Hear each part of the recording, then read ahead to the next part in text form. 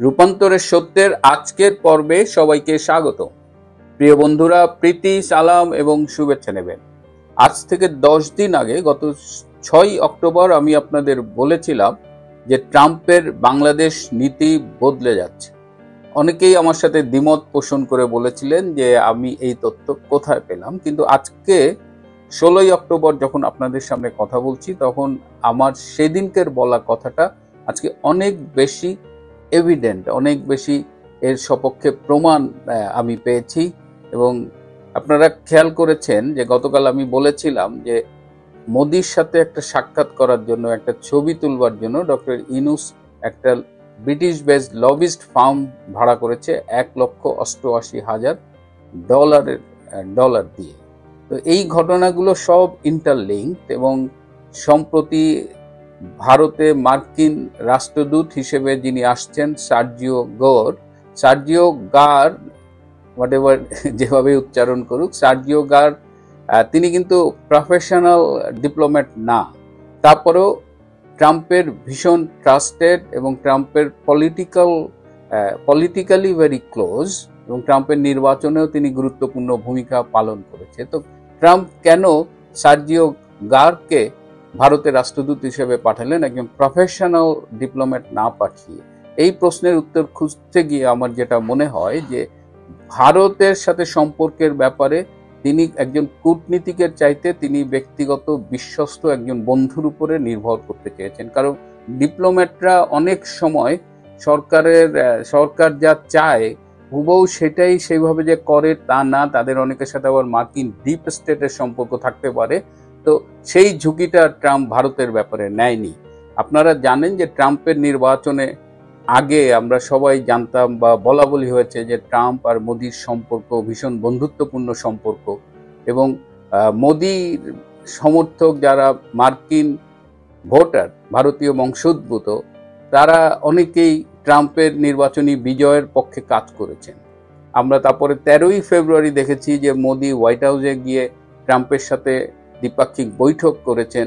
তো সব কিছুই খুব ইন্ডিকেট করছিল ট্রাম্প মোদির একটা ভালো সম্পর্ক, এবং এই বন্ধুত্বপূর্ণ সম্পর্কটাই ভবিষ্যতে মার্কিন ভারত সম্পর্কের একটা সিগনিফাই করছিল যে এটা আসলেই চমৎকার একটা সম্পর্ক হবে। কিন্তু পরবর্তীতে এই ট্যারিফ এবং বাণিজ্য রিলেটেড অনেক ঘটনায় ভারত এবং আমেরিকার সম্পর্কটা বেশ টানাপোড়েনের মধ্যে পড়ে, এবং সেই টানাপোড়েনের জন্য আসলে ট্রাম্পের দায় আমার মনে হয় অনেক বেশি। এবং ট্রাম্প নিজেই এই সম্পর্কটাকে, এই বন্ধুত্বপূর্ণ সম্পর্কটাকে একটা ঝুঁকিপূর্ণ সম্পর্কে নিয়ে গিয়েছিল, এবং ভারত কিন্তু খুব ঠান্ডা মাথায় খেলেছে, কোনো বাড়াবাড়ি করেনি, কোনো কথাবার্তা কম কথা, কিন্তু কাজে ভারত দৃঢ়তা দেখিয়েছে।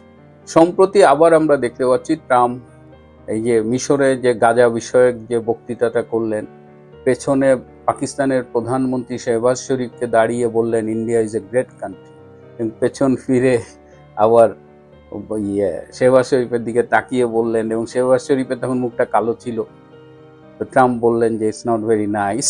তো যাই হোক, এরপরে এই যে সার্জিও গার এই রিসেন্টলি অক্টোবরের ফার্স্ট উইকে, আমি যখন 6 অক্টোবর বলেছিলাম, তিনি ভারতে এসেছেন, তিনি রাষ্ট্রদূত হিসেবে তার যে ফর্মালিটিসগুলো কমপ্লিট করেছেন, এবং তিনি ভারতের প্রধানমন্ত্রী নরেন্দ্র মোদী, পররাষ্ট্রমন্ত্রী জয়শঙ্কর, তারপরে জাতীয় নিরাপত্তা উপদেষ্টা অজিত দোভাল সবার সাথে দেখা করেছেন, এবং অনেকটা প্রথা ভেঙে তিনি ভারতীয় সেনা প্রধানের সাথেও দেখা করেছেন।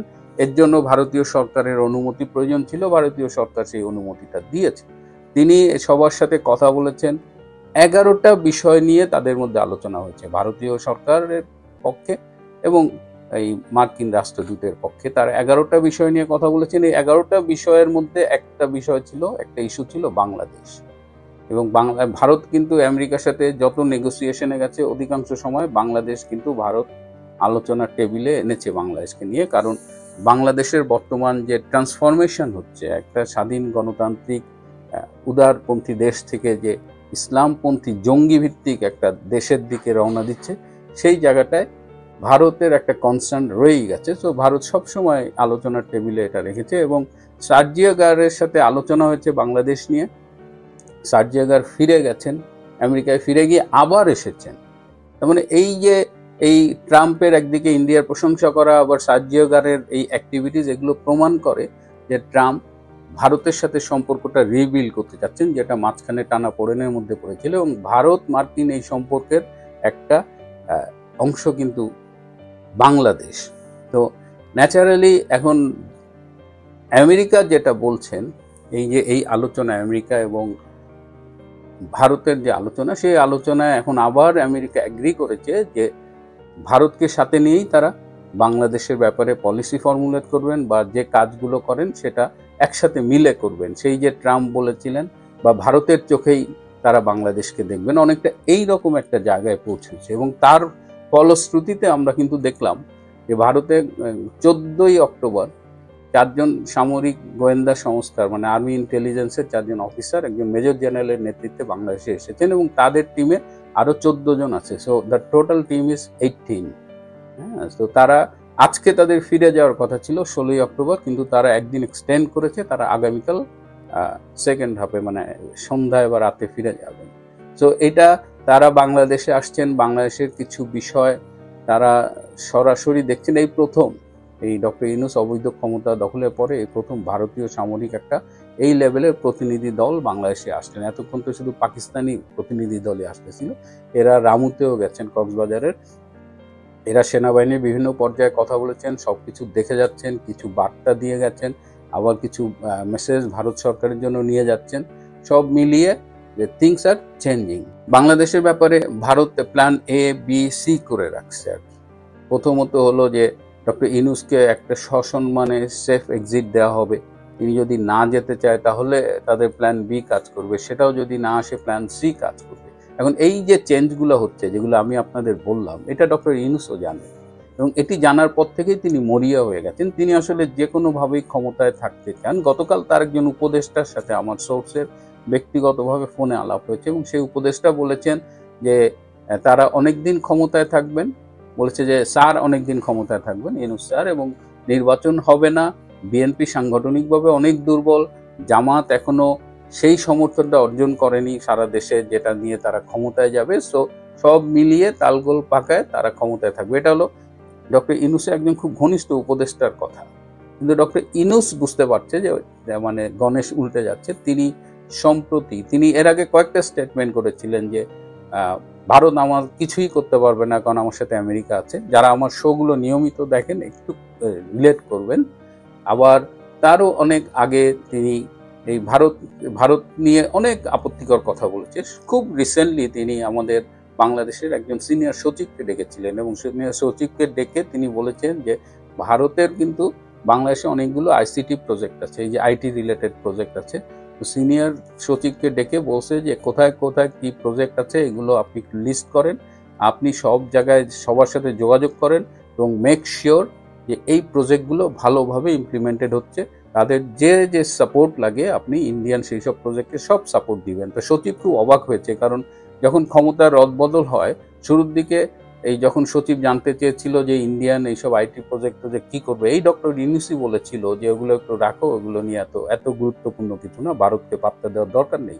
তো মাত্র 13 মাসের মাথায় ডক্টর ইউনূস একদম ইউটার্ন করছে। তো সচিব সভাপতি খুব বিস্মিত হয়েছে। কিন্তু এই যে ইউনূসের ইউটার্ন, এই যে আপনার লবিস্ট ফার্ম দিয়ে মোদির সাথে দেখা করা, একটা ছবি তোলার আকাঙ্ক্ষা, এই সব কিছুর মূলেই হলো এই যে ইন্ডিয়া আর আমেরিকার রিলেশনশিপটা আবার নতুন করে ইভলভ করতেছে। তো এই সম্পর্কের প্রেক্ষিতে ডক্টর ইউনূসের কিন্তু বিদায় ঘন্টা বেজে গেছে, এবং ভারত এই বিষয়ে অনেক সক্রিয়।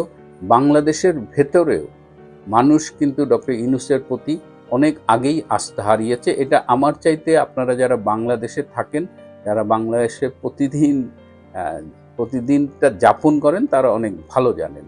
তো প্রিয় বন্ধুরা, রাজনীতিতে অনেক পজিটিভ চেঞ্জ হচ্ছে, যেগুলো ডক্টর ইউনূসের বিপক্ষে যাচ্ছে, কিন্তু সাধারণ মানুষের পক্ষে, স্বাধীনতার চেতনার পক্ষে।